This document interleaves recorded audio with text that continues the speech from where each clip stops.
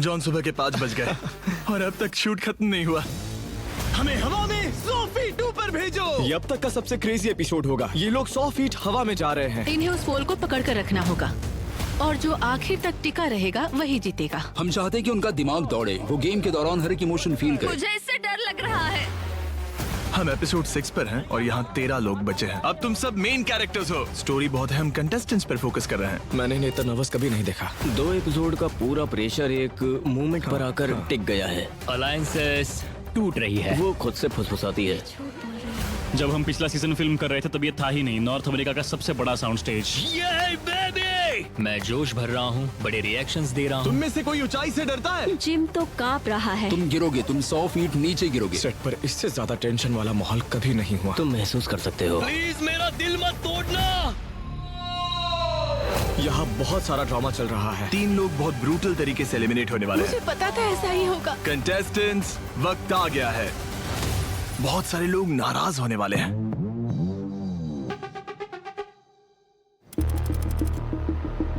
हमारे पास 3 अलग अलग ट्रेन्स हैं जो 3 अलग अलग प्लेटफॉर्म्स को पकड़ रही हैं। ये करीब 15 टन तक पकड़ सकती है। ये क्रेजी है। क्या तुम बता सकते हो इसकी कीमत कितनी होगी? सब मिलाकर करीब $5 लाख। सिर्फ इस एपिसोड के लिए? हाँ बिल्कुल, पर ये सच में बहुत इम्प्रेसिव है। हम कंटेस्टेंट्स को 100 फीट हवा में ऊपर उठा रहे हैं।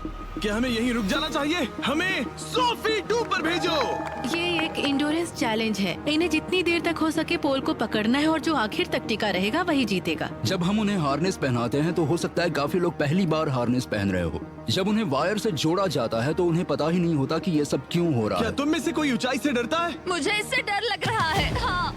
जिम तो कांप रहा है। जिम को ऊंचाई पसंद नहीं?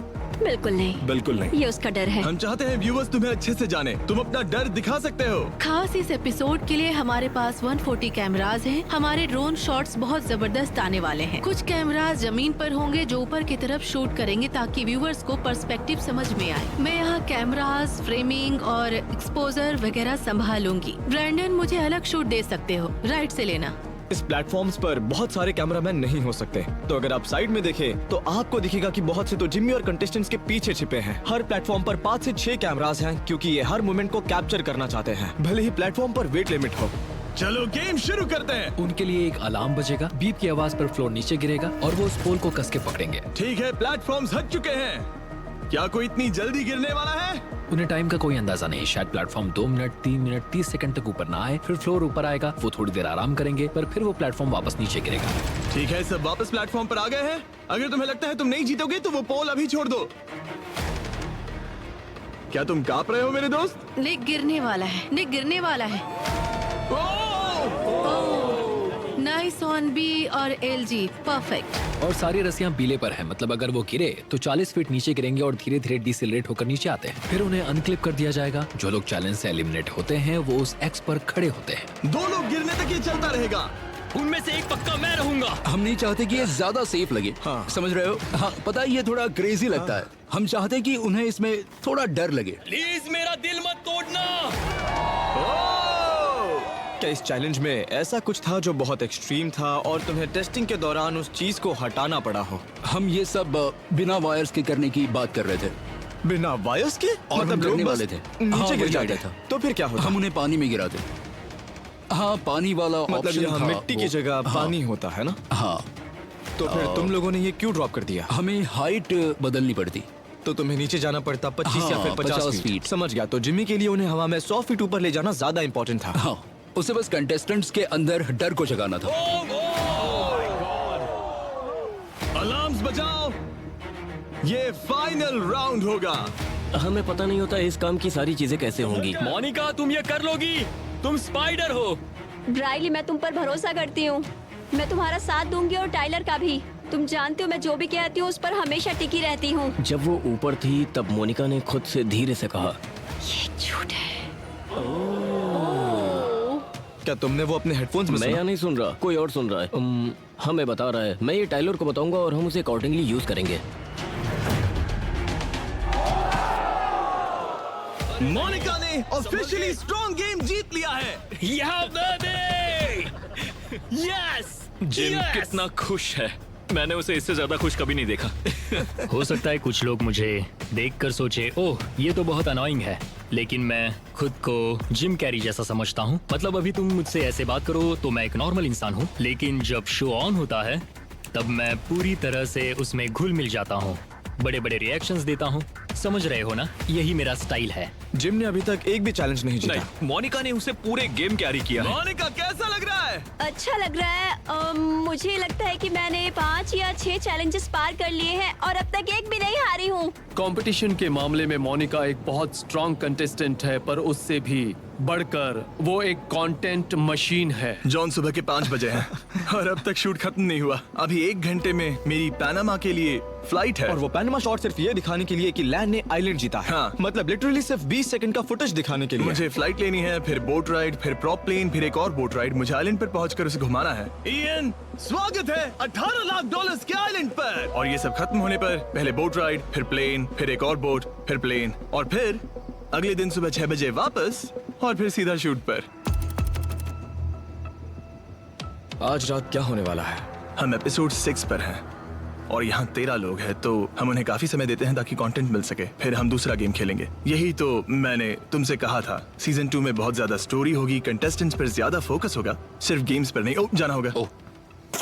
ये अगला गेम तय करेगा कि तुम में से कौन मोनिका के साथ मिलकर 3 लोगों को एलिमिनेट करके उनसे $50 लाख जीतने का मौका छीनेगा। काइल, यहाँ क्या चल रहा है? तुम क्या सुन रहे हो? ये वाला जिमी और उसकी बातचीत सुनने के लिए है। हमारी टीम में जो लोग हैं जो जिमी से बात करता है उसकी आवाज बढ़ा देते हैं ताकि हम सुन सके कि वो क्या बात कर रहा है। जिमी, मुझे ये सिटी बहुत पसंद है। अगर मैं पैसे जीत गया तो ये शहर खरीद लूंगा और मैं 20 सिटी का मेयर बनूंगा ऑफिशियली।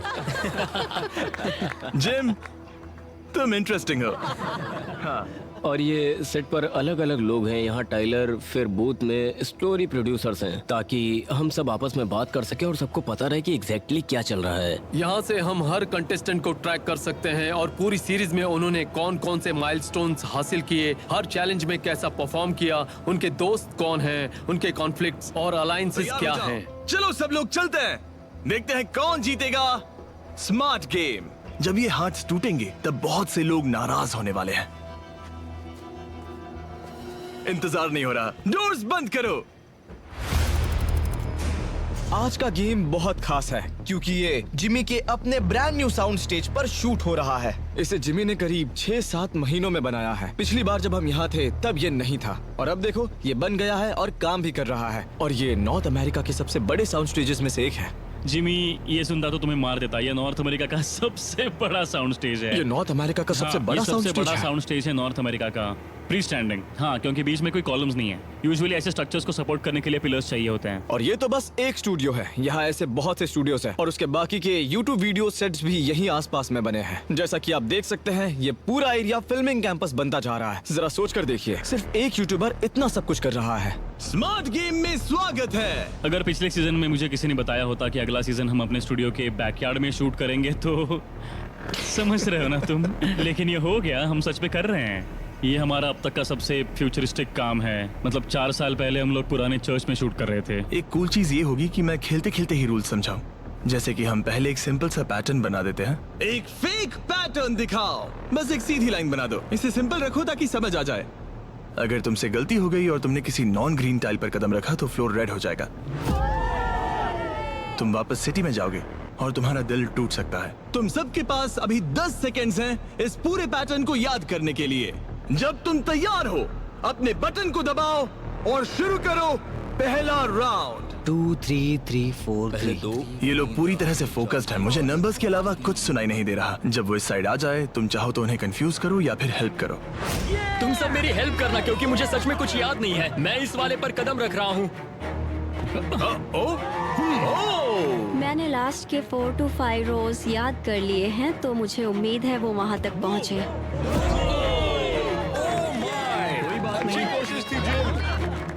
ठीक है P2, तुम मोनिका पर वापस जा सकते हो प्लीज। मेरे पीछे ये जितने भी सेटअप्स दिख रहे हैं कुछ दिन पहले तक ये थे ही नहीं। इन्होंने लिटरली एक नया कस्टम कंट्रोल रूम बना दिया है जो हमारे रेगुलर वाले से अलग है। सिर्फ ये बनाना ही नहीं बल्कि इसमें शूट करना भी बहुत बड़ा काम है। क्लिड्स, तुम्हारे कॉल पर हम 8 को अंदर बुला लेंगे। मेरे कान में अभी 12-13 कंटेस्टेंट्स की और जिमी की आवाज आ रही है और मैं सबके कॉन्वर्सेशंस एक साथ सुन सकता हूँ। और टाइलर, उसे तो लिटरली एंजाइटी अटैक आ गया और वो बोला प्लीज इन लोगों को मेरे दिमाग से निकालो। ये वो चीज है जो उसने सुनी और पागल हो गया।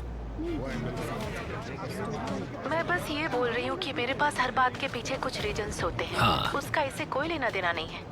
बेसिकली सब एक साथ बोल रहे हैं, बस वॉल्यूम थोड़ा कम कर दो। मुझे लगता है जो भी नेक्स्ट जाएगा उसके पास इसे पार करने का अच्छा मौका है। बस ये सब अच्छी तरह से याद कर लेना। तुम्हें कुछ और मिनट देता हूँ, आराम से सोचो और बताओ तुम्हारे दिमाग में क्या चल रहा है। काल, जिमी बार बार टेक्स के बीच में कहता है कि ये तुम्हारा मौका है अपना कैरेक्टर बिल्ड करने का। मैं बहुत बार बोल चुका हूँ पर रिएक्शंस बड़े रखना। लास्ट सीजन इस पॉइंट पे हमारे पास लगभग 50 लोग थे और इस पॉइंट पर हमारे पास 13 है और वो जल्दी 10 हो जाएंगे। तो मुझे लगता है वो बस ये चाहता है कि कैरेक्टर्स बने और कहानियां बाहर आ जाएं। ओके, निक आ रहा है और किसी ने उसे रोका भी नहीं। निक, तुम ये कर सकते हो ब्रो। निक जीत गया तो ऊपर मौजूद किसी को एलिमिनेट होना पड़ेगा। निक इतना कॉन्फिडेंट था कि उसने इंस्ट्रक्शंस का वेट भी नहीं किया, बस सीधा पहला कदम ले लिया। ऊपर मैंने उसे बोला था कि अगला खिलाड़ी पक्का जीतने वाला है।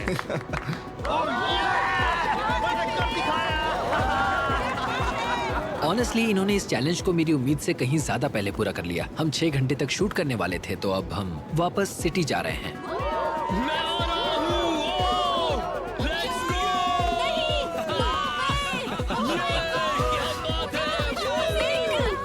बाकियों को भी बाहर ले आओ, वो स्मोक में खड़े हैं। बाकी सब भी बाहर आ जाओ। जिमी, अब यहाँ क्या होने वाला है? आज रात हम किसी को एलिमिनेट नहीं कर रहे। हम स्टोरी बिल्ड कर रहे हैं, तो हमारे 2 विनर्स मिलकर डिसाइड करेंगे कि कौन से 3 लोग घर जाएंगे।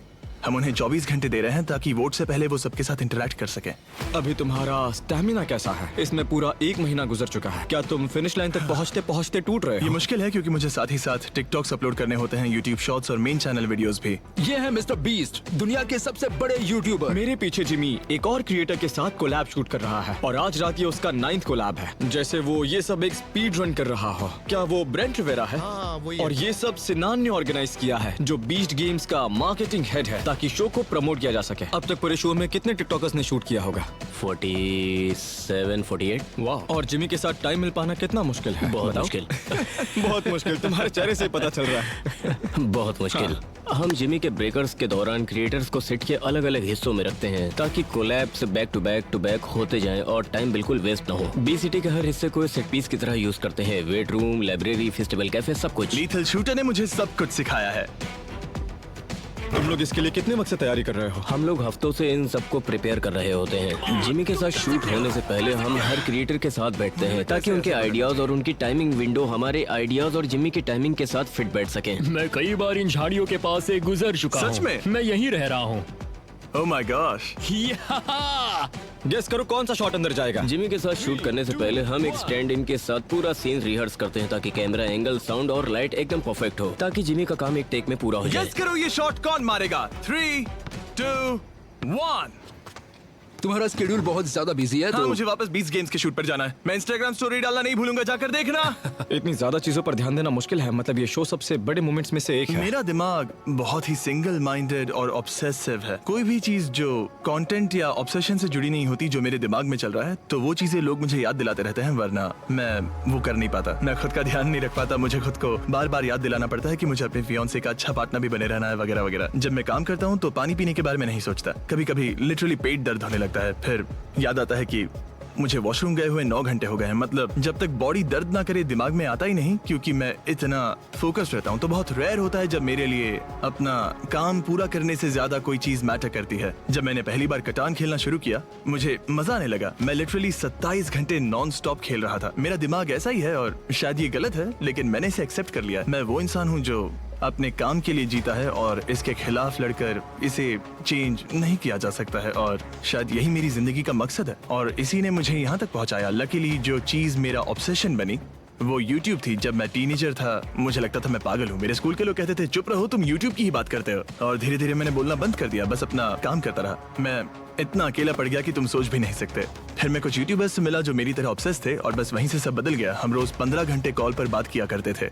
मुझे अपने लोग मिल गए। मैं अपने कंप्यूटर पर बैठा था और मैंने एक लड़के को देखा जो 1 लाख तक गिन रहा है। 23 घंटे लंबा वीडियो, और वो वीडियो वायरल हो गया। और ये वही उस था। वक्त ये मुझसे ज्यादा फेमस था, और जो चीजें लोगों को पहले अजीब लगती थी उसी चीज को अब लोग जीनियस कहते हैं। वो कहते हैं, ओह वाह, तुमने कमाल कर दिया, तुमने बहुत मेहनत की है, और सब मेरी तारीफ करते हैं। पिछले 2 घंटों से जिमी हर कंटेस्टेंट के पास जाकर उनसे बात कर रहा है, क्योंकि यहाँ कभी भी एक ऐसा मोमेंट आ सकता है जो किसी को भी धोखा देने पर पुश करे, या कोई ऐसा मोमेंट जो फाइनल एडिट में यादगार बन जाए। तुम लोग कैसे सर्वाइव करने वाले हो? हाँ, ये सब थोड़ा स्ट्रेसफुल है, पर आखिर में टॉप 10 में वही होने चाहिए जिन पर हम भरोसा कर सके।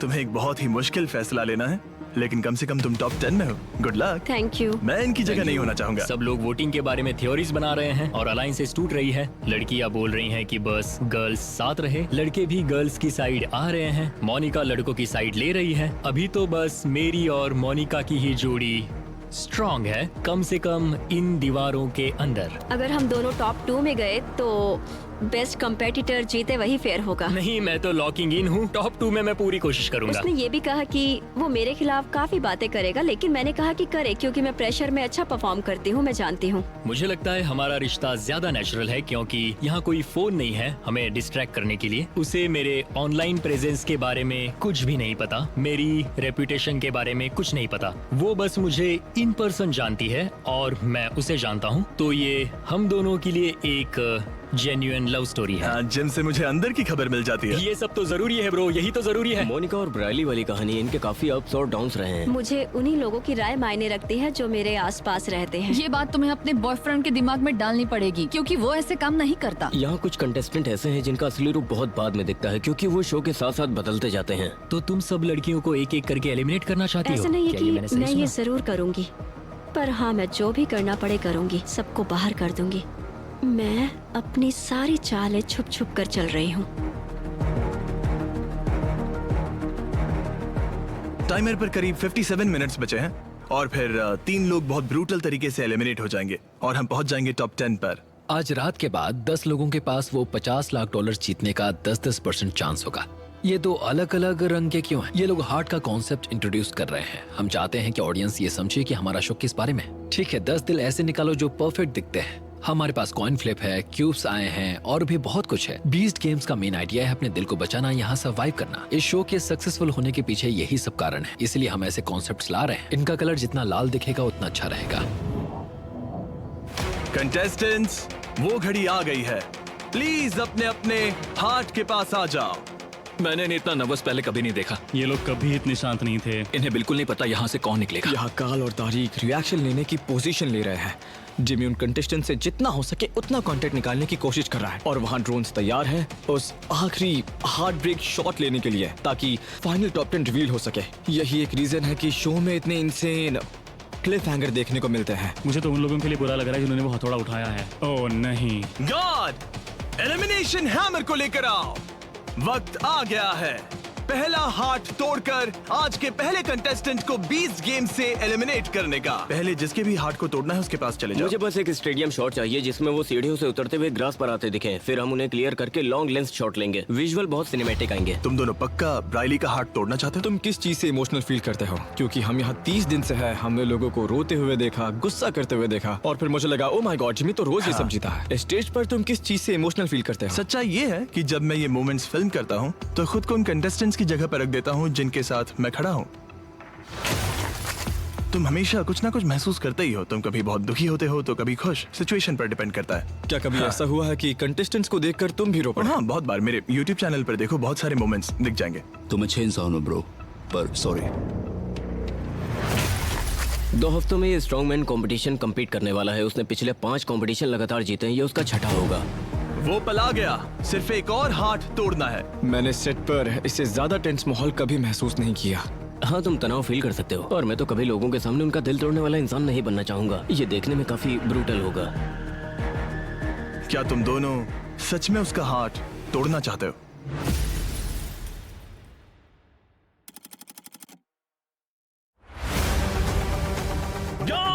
इन्हें जिंदा दफना दो। ये वो डर है जिससे हर इंसान डरता है। मुझे अभी से थोड़ा क्लॉस्ट्रोफोबिक महसूस हो रहा है। हमें कई घंटों के लिए प्रोडक्शन रोकना पड़ा। अभी बहुत सारे इश्यूज हैं हमारे सर पर जिन्हें सॉल्व करना है। कल बहुत भारी बारिश होगी। अगर आज रात ये शॉट नहीं लिया तो हमारे लिए सब कुछ खत्म हो जाएगा। क्या आप मोनिका के पेरेंट्स हैं? मतलब तुम कभी कंटेस्टेंट से इमोशनली अटैच हो जाते हो? क्या तुमने इन्हें बताया कि तुम शादीशुदा? हाँ, मैं शादीशुदा हूँ। क्या सच में? वहाँ कंटेस्टेंट्स अपनी फैमिली के साथ है और यहाँ एक पूरा नया सेट बनाया जा रहा है, एक आखिरी फैमिली डिनर के लिए। जंग पर भेजने से पहले मिलिट्री वाले भी ऐसे ही दावत देते हैं।